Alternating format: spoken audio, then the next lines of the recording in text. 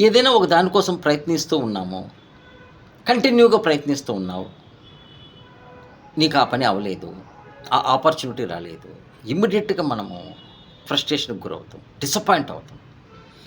ఆ తర్వాత ఇంక రాదేమో, ఎంతో ప్రయత్నించాను అని. నార్మల్‌గా మీరెప్పుడు కూడా చూడండి, ప్రయత్నాలు ఎవరు చేయరండి. ప్రపంచంలో ప్రతి ఒక్కరు ప్రయత్నం చేసేవాళ్ళే.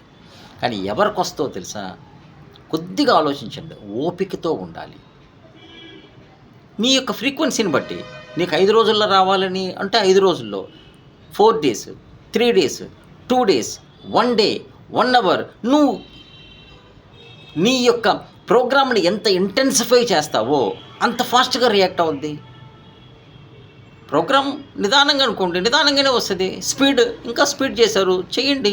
మీరు ఎంత స్పీడ్‌గా, ఎంత ఫాస్ట్‌గా మీ లైఫ్‌లోకి రావాలో అంత స్పీడ్‌గా, అంత ఫాస్ట్‌గా మీరు మీ ఆలోచనని ఇంటెన్సిఫై చేయండి. ఆటోమేటిక్‌గా వచ్చేస్తది.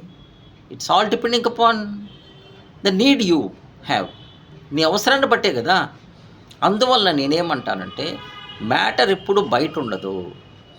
మనము ఎంత ఫాస్ట్‌గా నాకిది కావాలి అని జెప్పి లోపల మీరు మనసులో దాన్ని స్మూత్‌గా, సెన్సిటివ్‌గా, ఫోర్స్ ఎమోషన్ అప్లై చేస్తామో ఇమ్మీడియేట్‌గా నీ సబ్‌కాన్షియస్ మైండ్ ఏం చేస్తంటే ఆ థాట్ మీద పనిచేయడం సెకండ్స్‌లో పనిచేయడం మొదలుపెట్టద్ది.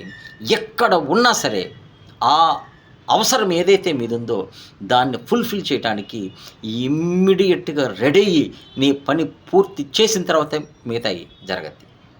అంత ఫాస్ట్‌గా జరగద్ది. ఎందుకనంటే ప్రతిదీ గూడా అనుభవాలే గదా! నా దగ్గర నాకు అనుభవం రానిది నేనేం చెప్పను గదా!